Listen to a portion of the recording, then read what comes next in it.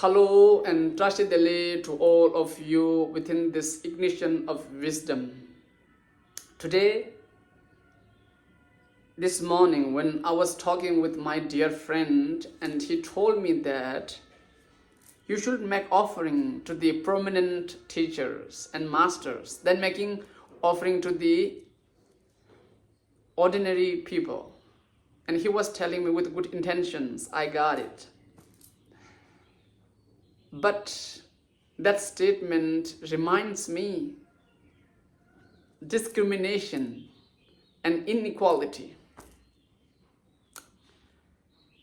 Within this generation, most of the people and country are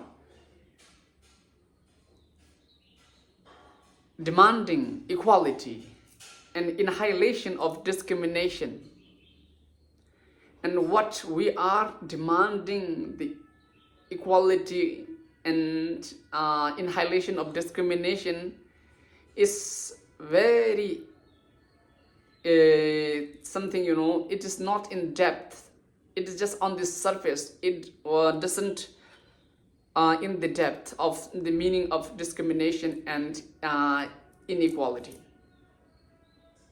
So today, I will try to demystify the meaning of inequality and discriminations, and what is the meaning of equality and annihilation of discrimination from the perspective of Buddhist scripture or Buddha's teaching. So generally, when we are talking about equality, equality means equality of gender, equality of rights. And when we talk about discrimination, annihilation of discrimination, we talk about the caste, religion. That is all the key factor of the meaning of those words. But if we understand the meaning, if we try to understand the meaning of inequality and discrimination from the Buddha Dhamma, what we were thinking was very tiny part of that inequality and discrimination. And I would love to promote and also propagate the meaning of the Buddha Dhamma's meaning of discrimination and inequality. So, if you think you are a human and this stone and dust and trees aren't the human, if you are thinking something like that, that is also the discrimination according to the Buddha Dhamma. So when we are actually talking about the annihilation of ultimate discrimination, even if you are differentiating yourself with that someone else, it is also a discrimination.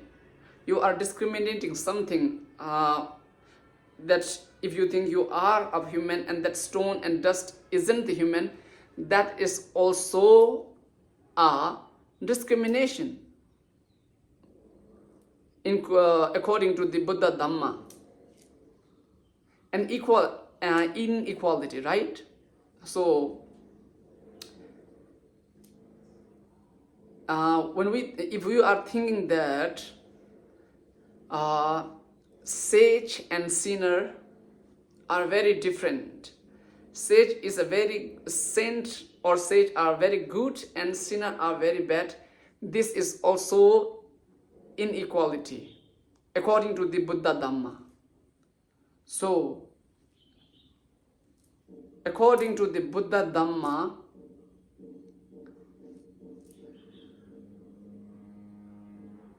there isn't which isn't equal. Everything is equal. And there is a word in Tibetan for that, nyam nyit, which means literally equal, equality. Everything is equal. There isn't high and low. Even in the sage and sinner, or Buddha and ourselves. If we are thinking that Buddha and we are very different, he is very in the high and we are very low, that is also discrimination and inequality. When we are able to accept that the sage and sinner, black and white, high and low are an equal, that is the equality. And that is also the annihilation of discrimination. Until we reach that state of mind,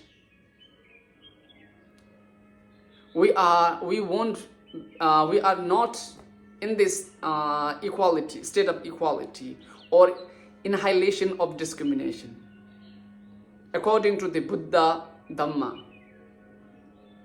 So, to understand how Buddha and sinner is equal, and also why we cannot